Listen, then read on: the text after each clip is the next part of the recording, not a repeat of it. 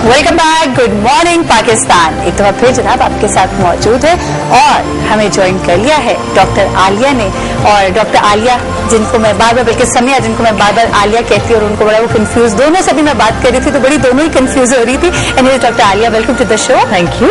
और अभी हम थोड़ी देर पहले समय से बातें कर रहे थे, आप भी सुन रही थी हमारा शो और आपने भी बातें सुनी।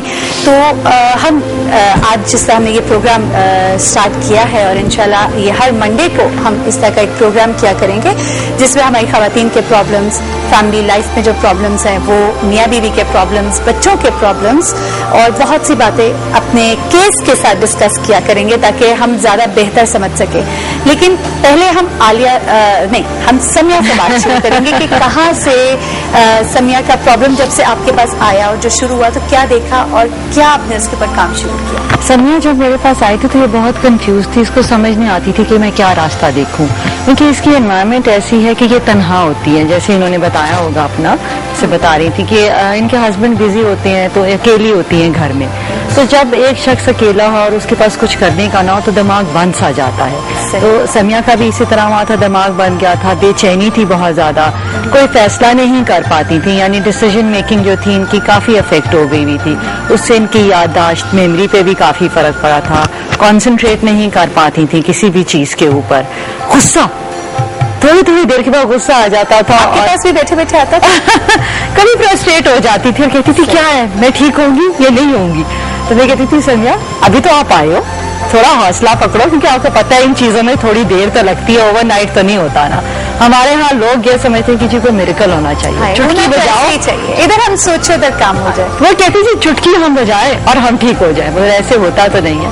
तो समिया के केस में ये इसके सिम्टम्स हैं। इसकी एक और चीज थी, उनके इसको स्ट्रेस बहुत हो रहा था कि मैं क्या करूं, मुझे कुछ समझ नहीं आ रही, मुझे लग रहा है कि मैं अपने आप को जाया कर रही हूँ, यहाँ बैठी हुई वेस्ट कर रही हूँ, मुझे कुछ करना चाहिए।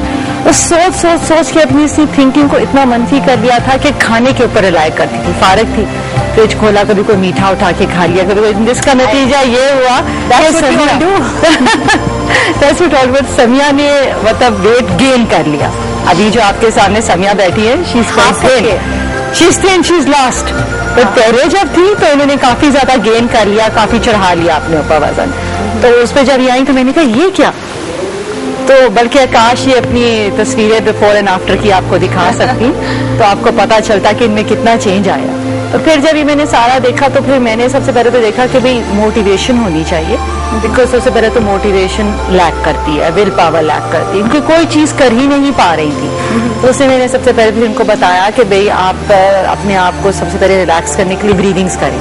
डिफरेंट डीप ब्रीदिंग होती है, लंबे गहरे सांस लेना और फिर सांस को आहिस्ता आहिस्ता हम निकालते हैं तो हमारे अंदर का जो गर्दो गुबार या टेंशन होती है वो सारी निकल जाती है उससे। इसे क्या कहते हैं? Deep breathing.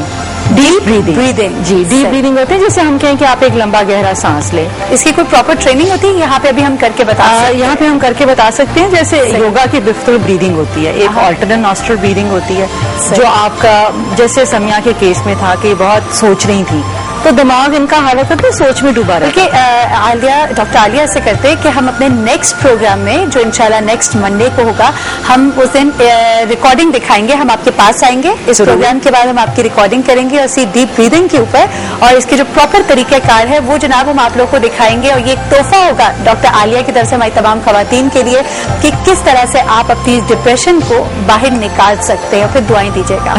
अच्छा डॉक्टर आलिया, पहले एक चीज मैं बात करना चाहूंगी, आपने MSc साइकोलॉजी किया, फिर PhD किया आपने।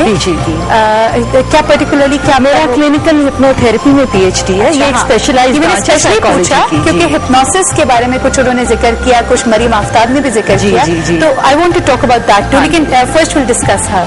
हाँ, मतलब मैंने हिप्नोसिस में PhD की, लेकिन समिया के ऊपर भी हिप्नोसिस किया था। और इसको रेकी हीलिंग होती है, एक मेथोडोलॉजी होती है, टच के साथ होती है हम करते हैं।